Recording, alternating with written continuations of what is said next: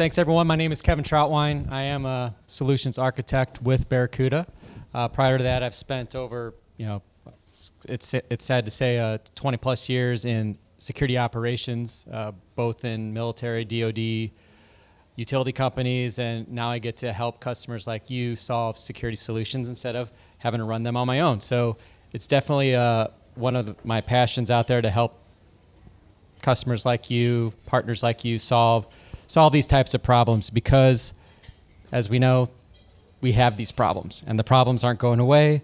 They're just becoming more sophisticated. So we'll talk a little bit about that today here. So the evolution of email threats, right? When it gets down to it, we're not really prepared for it. First email sent, 1970. We don't get these types of time frames anymore, but took 8 years. People started realizing, hey, I can abuse this. First spam came out. I wish we had 8 years in between this stuff now. So guess what? Spam filters. Great. Now we can stop that. We're good, right? Well, next step. Guess what?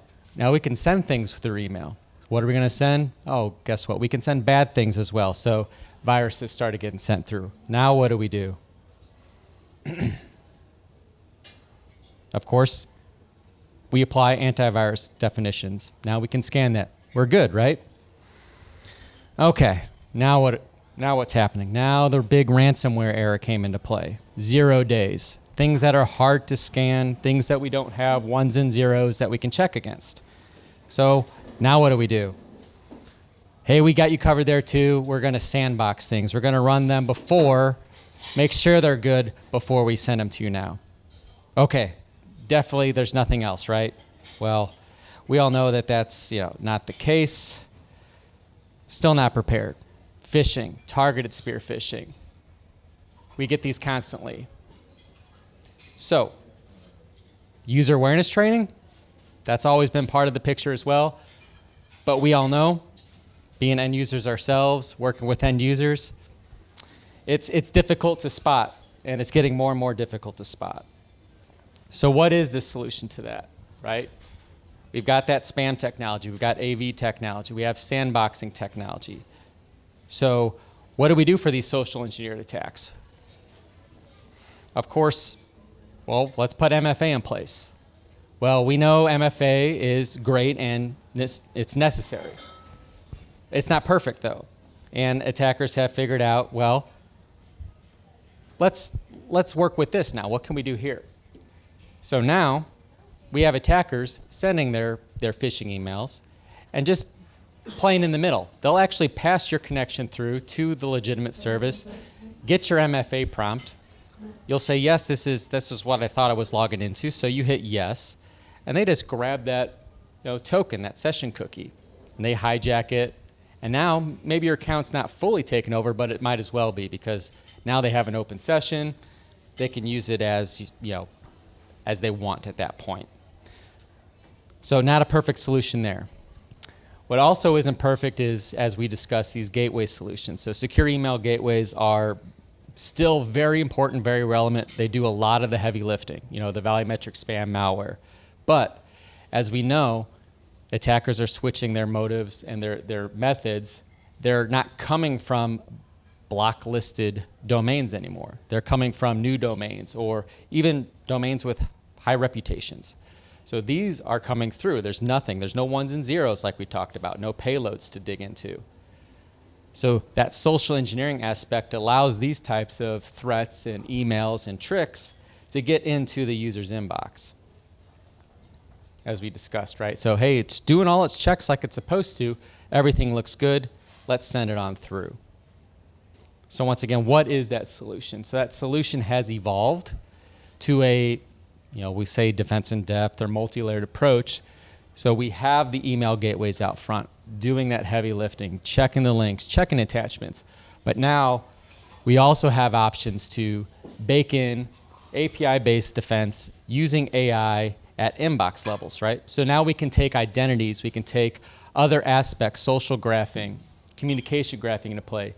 So these advanced attacks that we see here, they kind of get through, we have methods to help detect and protect end users and organizations from those as well.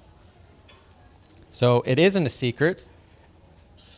We use artificial intelligence, we use behavior analytics for this. So that way, when we tie in, it can look at the identities within your organization. It can see who is that user who uses too many exclamation points. Who's the person who deals with invoices? Who's the person that emails themselves from their external account all the time?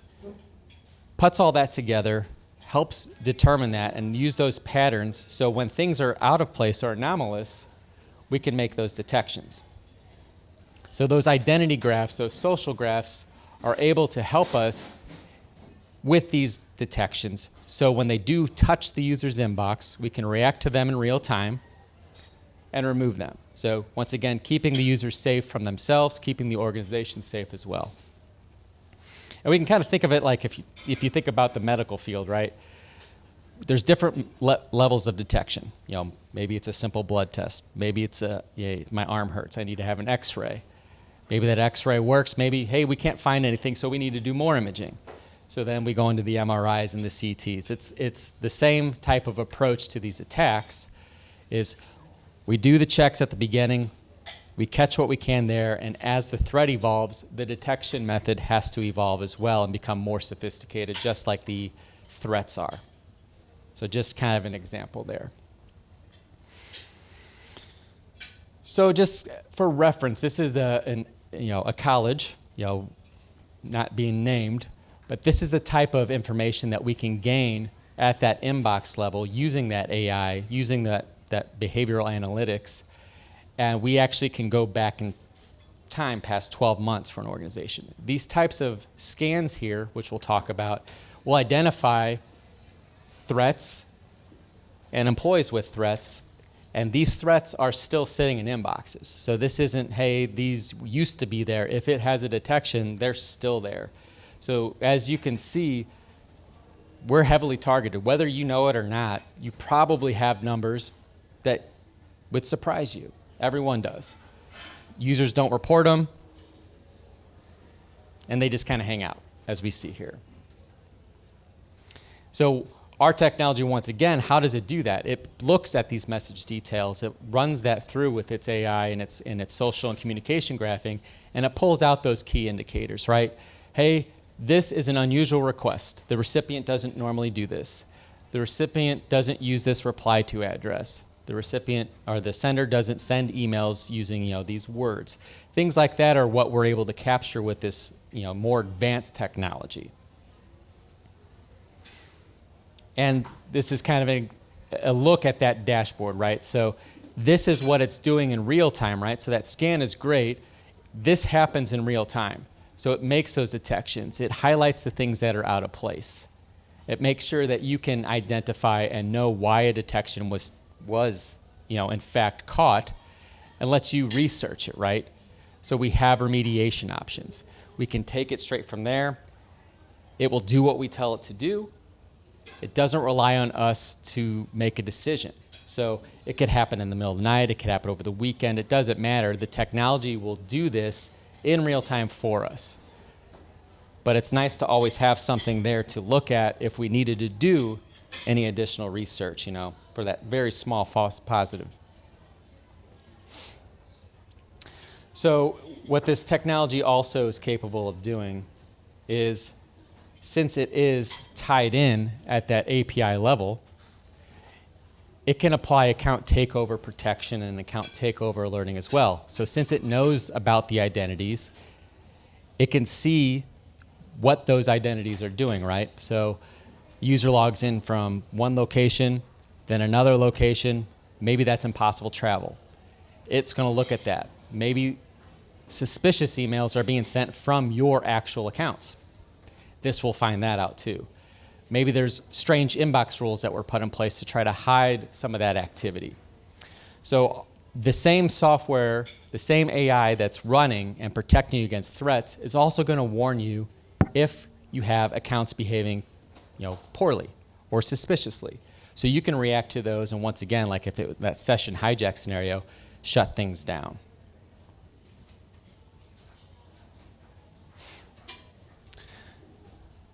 So as you can see here, we want to prevent phishing. We want to prevent account takeover. We're going to use those patterns like I just talked about.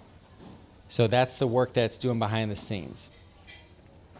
It wants to prevent that lateral movement, right? So it wants to make sure those attacks aren't moving internally in the environment.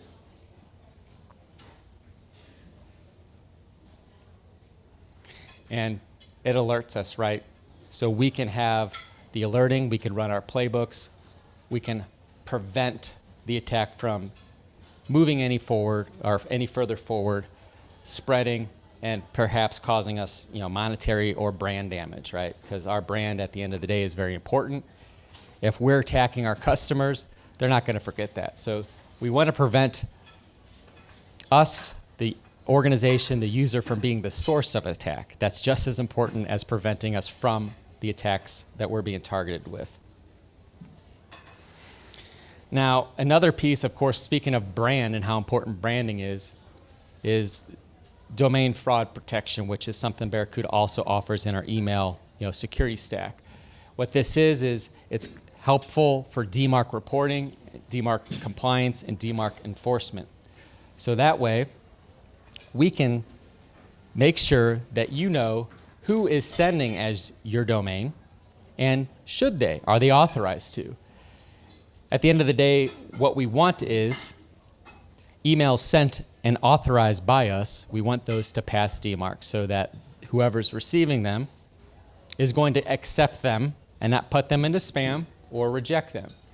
However, if someone is spoofing us, of course we want that to fail. So when that recipient does the check, hey, is this actually you? No, it's not. Okay, let's get rid of it. So the journey is important for those purposes. As organizations grow and start communicating with external parties, they become, susceptible to attack and susceptible to brand damage. So this domain fraud protection helps give you insight so that you can graphically see who is sending as your domain, so that you can do the research if necessary to make sure it's authorized or not. So if you're paying for SendGrid, for example, for newsletters, and it's not passing DMARC, the chances that your customers are getting them starts to really drop, and you're spending money on this, and it's not having the impact that you expect. So this will help you ensure that you see if that's the case. So a very nice way to visualize that process for you.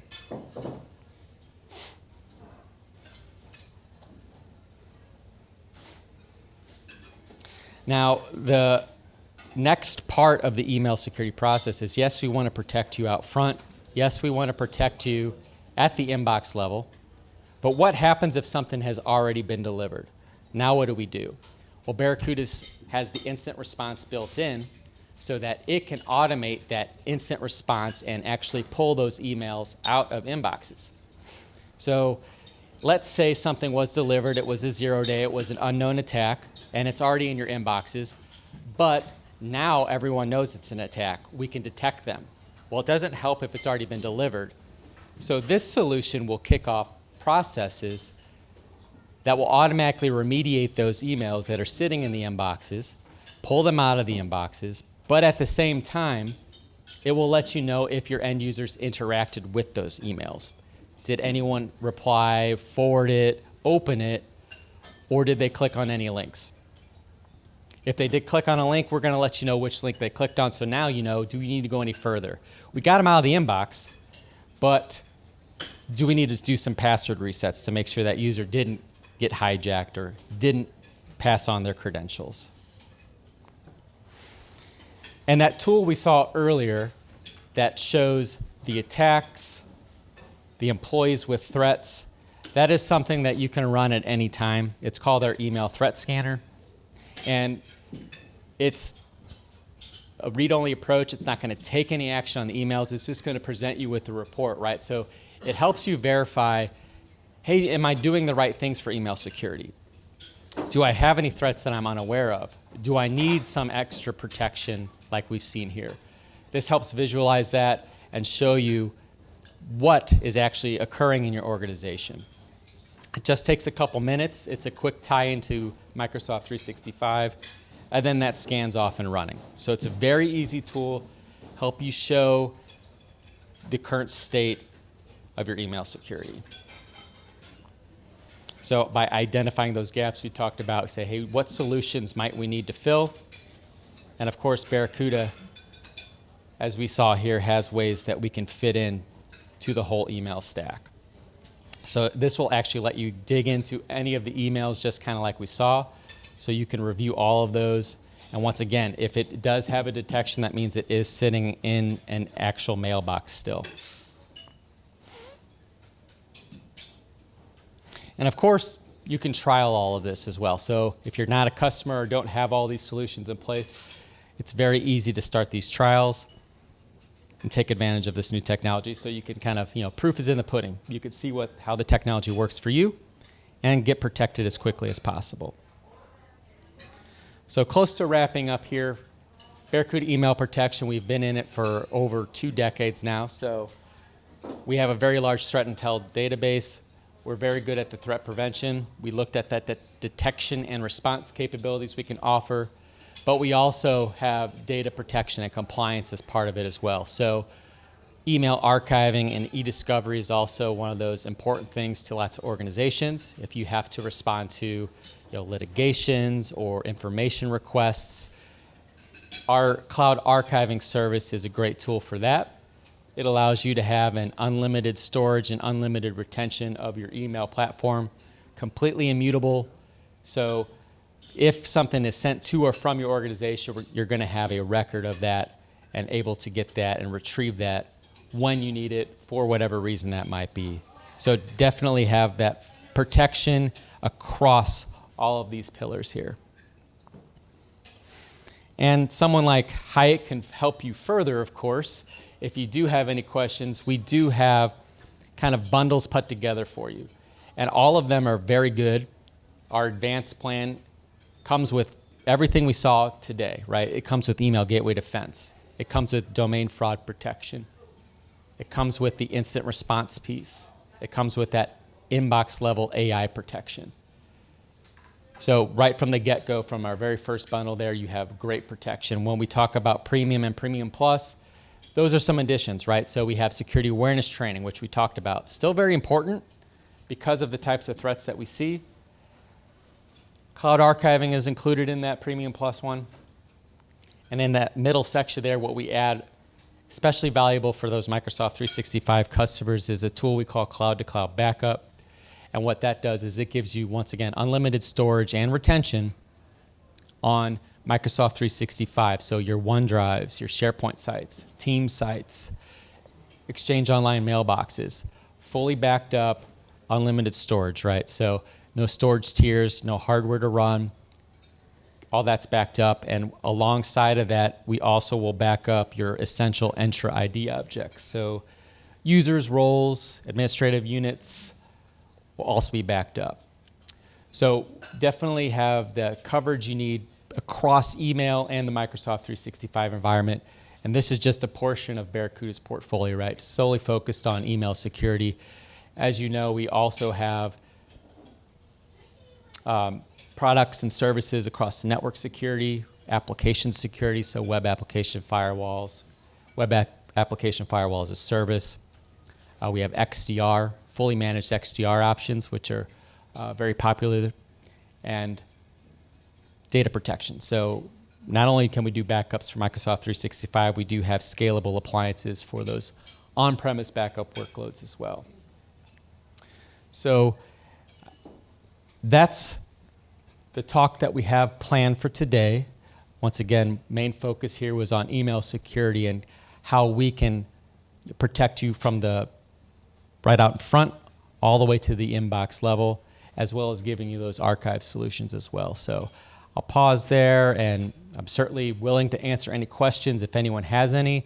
If not, you can find us and talk to Hyatt or any of us while we're here, and we could certainly set up times to give a full demo, help you set up a proof of concept or trial, or talk to you about any of these solutions or any of the ones we haven't talked about today as well. So any questions from anyone?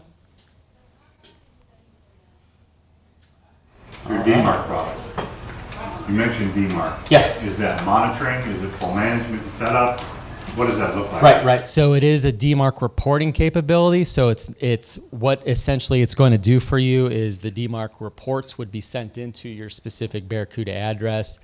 That functionality within the dashboard there is going to parse those XML reports, present them to you graphically so you can see what's passing and investigate fully, right? So if something isn't passing, you can dig in the next step. It'll tell you where it's misaligned or not passing, provide you recommendations on what you need to do to change that if you want it to get to a passing state, and allows you to kind of organize what is being seen, right? So you can actually move them from authorized, non-authorized, and unknown, so you can stay up to date on what's happening with your domain. So it's essentially a reporting tool for DMARC to help you in that journey from a reporting only mode into a enforcement state, right? Any other questions? If not, I know we have lots of tasty food and plenty of time to talk afterwards. Early on in your presentation, Yeah. you talked about your guys' best approach. At least my takeaway was your best approach is that you scan email both inbound and outbound. How does that affect performance? If I'm sitting in an office across from Mark, and I send him a message, it's got to lead me, go to Office 365, Office 365 Proofpoint back to Office. Or Barracuda, sorry. I'm stuck in a different world. That's all right. It's a bad word. Right. Where we are. So internal to internal email is not going to take any different mail path. So it's going to stay in Exchange Online. And since our AI is running there, there's no delay, there's no pause to scan it. It's seeing it real time as it hits the inboxes, right? So it's not actually flowing through anything to get scanned. It's using that AI and those behavior analytics on the fly, right? Whereas inbound and outbound is going to go through a gateway. So internal doesn't have to leave to go through any type of gateway product because it's going to use that AI protection at the inbox level. How do we tie AI into Office 365 from your perspective? Yeah, so You're using Copilot? no, so it's Barracuda's, and it'll run as an enterprise app. So global tenant admin will add the permissions in that Barracuda impersonation protection is what we call it, will get the permissions required from the Microsoft environment, the tenant, and then once it has those permissions, it goes back in history up to 12 months to build its initial AI fingerprint of the organization. So it looks at what's currently there, uses that to build its first fingerprint, and then of course machine learning in the background constantly updates that as things change, right? People come and go, people get different roles. So it's all baked in at the tenant level.